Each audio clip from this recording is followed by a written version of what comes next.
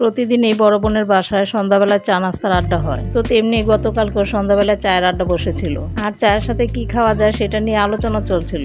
আপা বলল হোটেল থেকে সিঙ্গারা নিয়ে আসতে। তখন ভাগ্নি বলল যে খালামণি থাকতে হোটেল থেকে কেন সিঙ্গারা আনতে হবে, তার চেয়ে ভালো আজকে বাসায় খালামণির হাতের বানানো সিঙ্গারা খাবো। তখন ভাগ্নির সাথে সাথে আমার ছেলেরাও একই আবদার শুরু করলো, তাই ওদের সবার আবদার রাখার জন্য বানিয়ে ফেললাম সিঙ্গারা। আর তাই ভাবলাম সেটা আপনাদের সাথেও শেয়ার করা যাক। সিঙ্গারা বানানোর প্রসেসটা খুবই সিম্পল। আমাদের বাসায় বেশিরভাগ সময় মোটামুটি যা উপকরণ থাকে তা দিয়ে সিঙ্গারা বানানো যায়। তো সিঙ্গারা বানানোর জন্য প্রথমে একটি ডো বানিয়ে সেটা আধা ঘন্টার জন্য ঢেকে রাখবো এবং সেই সময়টাতে সিঙ্গারা পুর তৈরি করে নিব। পুর তৈরি করার জন্য ছোট ছোট কিউব করে রাখা আলুর মধ্যে স্বাদ মতন লবণ, অল্প পরিমাণে হলুদ গুঁড়া, মরিচ গুঁড়া, জিরার গুঁড়া দিয়ে দিব।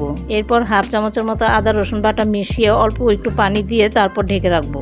আলুগুলো সিদ্ধ হয়ে এলে তার মধ্যে দিয়ে দেবো ধনিয়া পাতা কুচি আর কাঁচামরিচ কুচি। তারপর কিছুক্ষণ খুব ভালোভাবে নেড়ে চেড়ে নিব।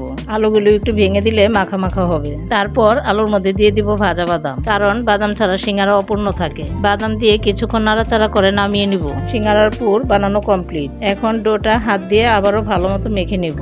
তারপর ছোট ছোট লেচি কেটে নিব। লেচিটা ভালো মতো মেখে তারপর তেল মাখিয়ে লম্বা করে বেলে নিব। লম্বা করে বেলে নেওয়ার পর ছুরি দিয়ে মাছ বরাবর কেটে সামান্য পানি মিশিয়ে আড়াআড়ি ভাবে পানির খিলির মতো বানিয়ে নিব। এখন ভিতরে আলুর পুর দিয়ে চারপাশে পানি লাগিয়ে হাত দিয়ে চেপে চেপে ভালো মতো মুখটা বন্ধ করে দিব। মুখটা খুব সাবধানে ভালো মতো লাগাতে হবে যেন ভাজার সময় পুর বের হয়ে না আসে। তো এইভাবে একটা একটা করে সিঙ্গারা বানিয়ে নিব। তারপর ভাজার পালা। খুব সময় নিয়ে অল্প আঁচে সিঙ্গারাগুলো ভাজতে হবে, তা না হলে মুচমুচে হবে না। অনেকের কাছে এই প্রসেসটা হয়তো একটু বড় লাগছে, কিন্তু সত্যি বলতে হোটেলের অস্বাস্থ্যকর খাবারের চাইতে একটু কষ্ট করে বাসায় বানিয়ে খেলে সেটাই তো ভালো, আর বাড়তি খরচও বেঁচে যায়। তো এইভাবে মিনিট 10 ভেজে নিলেই আমাদের সিঙ্গারা তৈরি হয়ে যাবে। দেখতে তো মাশাআল্লাহ যথেষ্ট ভালো লাগছে, আর সবার খেয়েও খুবই ভালো লেগেছে। কোনো কিছু বানানোর সার্থকতা তো তখনই যখন সবার কাছে খেয়ে ভালো লাগে। ঠিক তেমনি আমার ভিডিওর সার্থকতাও তখন হবে যখন আপনারা লাইক, কমেন্ট এবং সাবস্ক্রাইব করবেন।